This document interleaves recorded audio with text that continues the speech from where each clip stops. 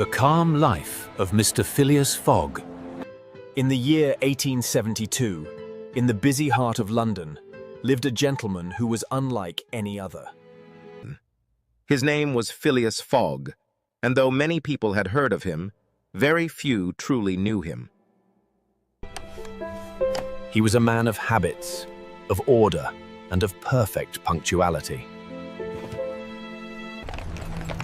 His home was in Savile Row, a quiet street known for tailors and fine houses. The neighbors sometimes wondered about this man who seemed to live without change, without family, and without visible work. Mr. Fogg's life was measured by the tick of the clock. He left his house at the same minute each morning.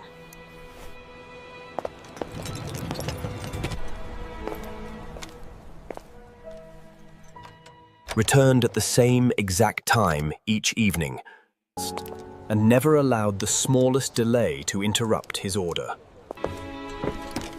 His meals, his reading, even his walks were organized with mathematical precision.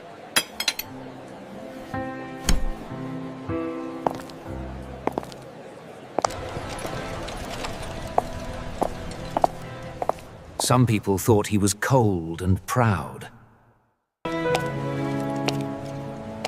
Others whispered that he might be rich, but strange. But the truth was simpler. Phileas Fogg valued calm, order, and discipline above all things. Every day, at the same hour, he went to the Reform Club. A private gentlemen's club where London's wealthiest and most respected men met.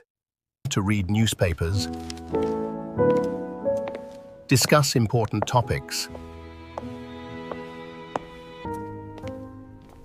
The Reform Club on Pall Mall was a place of polished oak tables, red leather chairs, high ceilings, and the constant rustle of newspapers.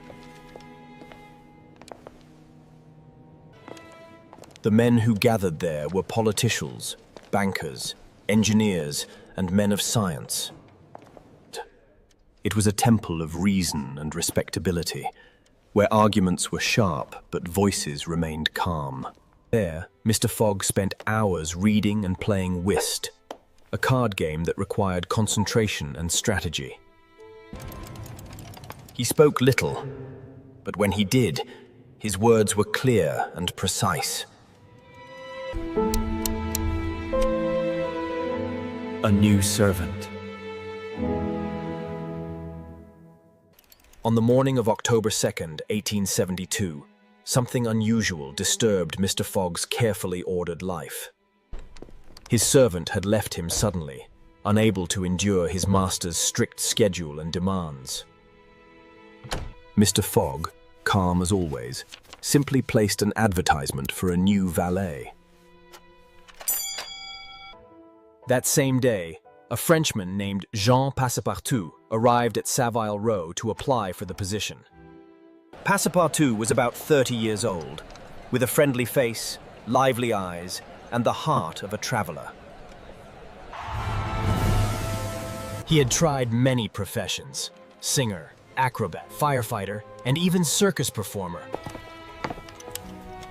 When Mr. Fogg interviewed him, the conversation was short and direct. Your name?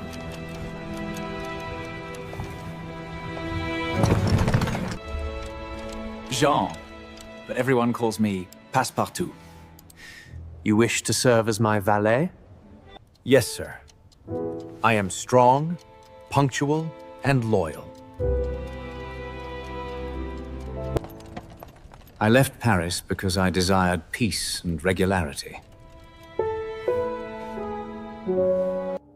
Peace and regularity you shall have, said Mr. Fogg, without changing his expression. My house is in order, and my habits never change.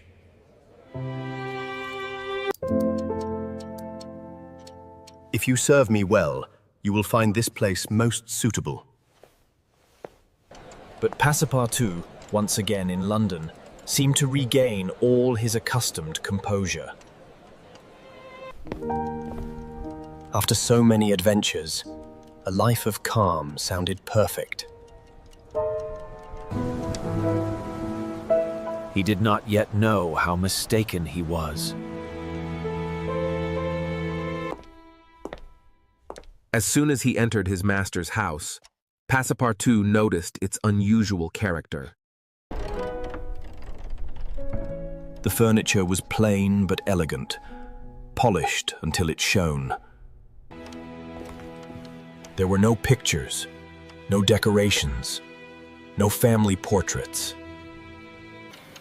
The only thing that seemed alive was the large clock in every room, all ticking in harmony. This is the home of a man who loves order more than life itself, Passepartout whispered to himself.